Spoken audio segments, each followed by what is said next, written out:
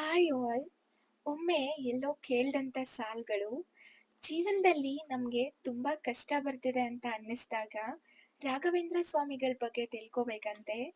ಯಾಕಂದ್ರೆ ರಾಘವೇಂದ್ರ ಸ್ವಾಮಿಗಳಿಗಿಂತ ಹೆಚ್ಚು ಕಷ್ಟ ಬಹುಶಃ ಯಾರಿಗೂ ಕೂಡ ಬಂದಿಲ್ಲ. ರಾಘವೇಂದ್ರ ಸ್ವಾಮಿಗಳ ಮನೆಯ ಪರಿಸ್ಥಿತಿ ಹೇಗಿತ್ತು ಅಂದ್ರೆ, ಅವರ ಮನೆಯಲ್ಲಿ ಒಂದು ಲೋಟ ಮತ್ತೆ ಒಂದು ಜೊತೆ ಬಟ್ಟೆ ಇತ್ತಂತೆ. ಆದ್ರೆ ಆ ಲೋಟಕ್ಕೆ ತಳಾನೇ ಇರ್ಲಿಲ್ವಂತೆ. ತಳಾನೇ ಇಲ್ಲ ಅಂದ್ಮೇಲೆ ಆ ಲೋಟನ ಹೇಗ್ ಉಪಯೋಗ ಮಾಡೋದು ಅಲ್ವಾ? ಆದ್ರೆ ಆ ಲೋಟದ ಕೆಳಗಡೆ ಕೈಯನ್ನ ಇಟ್ಕೊಂಡು ನೀರನ್ನ ತುಂಬಿಕೊಂಡು ಕುಡಿತಿದ್ರಂತೆ ರಾಘವೇಂದ್ರ ಸ್ವಾಮಿಗಳು. ಅಷ್ಟು ಬಡತನ, ಅಷ್ಟು ಕಷ್ಟ ಅಂತೆ ಅವ್ರ ಮನೆಯಲ್ಲಿ. ದೀಪಕ್ಕೆ ಎಣ್ಣೆ ಹಾಕುವಷ್ಟು ಅವರ ಹತ್ತಿರ ದುಡ್ಡಿರ್ಲಿಲ್ವಂತೆ. ರಾಘವೇಂದ್ರ ಸ್ವಾಮಿಗಳು ಏನ್ ಮಾಡ್ತಿದ್ರಂತೆ ಅಂದ್ರೆ, ರಾತ್ರಿ ಹೊತ್ತು ಆ ದೀಪ ಇನ್ನೇನ್ ಆರ್ತಿದೆ ಅಂದಾಗ ಒಂದಷ್ಟು ಒಣಗಿರೋ ಎಲೆಗಳನ್ನ ಇಟ್ಕೋತಿದ್ರಂತೆ.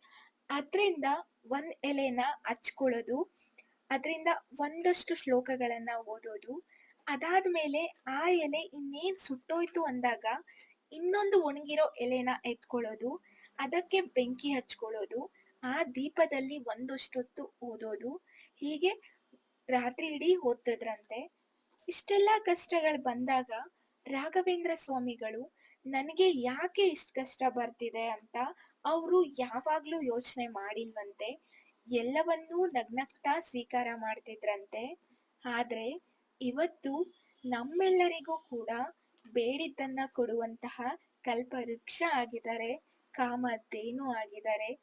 ಸೊ ಜೀವನದಲ್ಲಿ ನಾವು ಯಾವಾಗ ಕಷ್ಟಗಳನ್ನ ಸಮಾನವಾಗಿ ಎದುರಿಸ್ತೀವಿ, ಆಗ ಮಾತ್ರ ನಾವು ಗಟ್ಟಿಯಾಗೋದು.